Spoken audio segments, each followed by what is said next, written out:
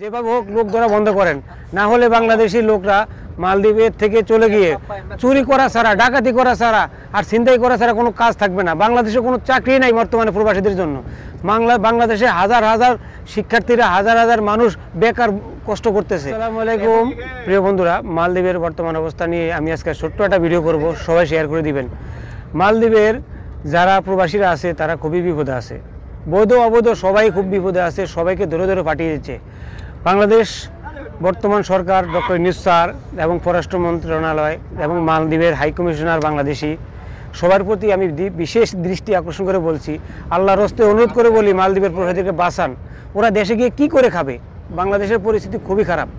দয়া করে মালদ্বীপের সরকারের সাথে বাংলাদেশ সরকার একটা বসে একটা পরামর্শ করে যেভাবে হোক লোক ধরা বন্ধ করেন, না হলে বাংলাদেশি লোকরা মালদ্বীপের থেকে চলে গিয়ে চুরি করা ছাড়া, ডাকাতি করা ছাড়া আর ছিনতাই করা ছাড়া কোনো কাজ থাকবে না। বাংলাদেশে কোনো চাকরি নাই বর্তমানে প্রবাসীদের জন্য।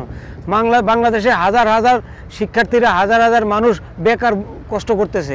এখন যে অবস্থায় আছি আমরা, আমাদের সংসার চালিয়ে আমরা মালদ্বীপ থেকে একটা রেমিটেন্স আমরা বাংলাদেশে পাঠাতে পারি, দুই পক্ষে ভালো আছে। এজন্য বিশেষ অনুরোধ করি, ভিডিওটা শেয়ার করে দিবেন। ডক্টর ইউনূস স্যার, আপনার কাছে আমি বিশেষ অনুরোধ করি, খুবই দ্রুত তাড়াতাড়ি এই দেশের সরকারের সাথে বসে একটা পরামর্শ করে আমাদেরকে বাঁচান। আমরা খুব খারাপ অবস্থা আছে, যাকে যেখানে পাচ্ছে সেখান থেকে ধরে নিয়ে যাচ্ছে। বিশ্বাস না হলে আমরা খোঁজ নিয়ে দেখেন। আপনারা এই ভিডিওটা বেশি বেশি শেয়ার করে দেবেন এর জন্যই, কারণ এই ভিডিওটা শেয়ার করার মাধ্যমে যদি আমাদের বাংলাদেশ মন্ত্রণালয়ের কাছে পৌঁছে যায়, সরকারের কাছে পৌঁছে যায়, যদি উনি একটা পদক্ষেপ নেয়, তাহলে বাংলাদেশের শ্রমিকরাই দেশে ঠিকমতো কাজ করতে পারবে, বেঁচে যাবে। ভালো থাকবেন, দেখা হবে নেক্সট ভিডিওতে। বেঁচে থাকলে, মালদ্বীপ থাকলে সুন্দর সুন্দর ভিডিও করবো। যদি চলে যায়, রিজিক না থাকে, কিছু করার নাই, কাউকে ছাড় দিতেছে না, সবাইকে ধরে ধরে পাঠিয়ে দিচ্ছে। ভালো থাকবেন, আল্লাহ হাফেজ, আসসালামু আলাইকুম।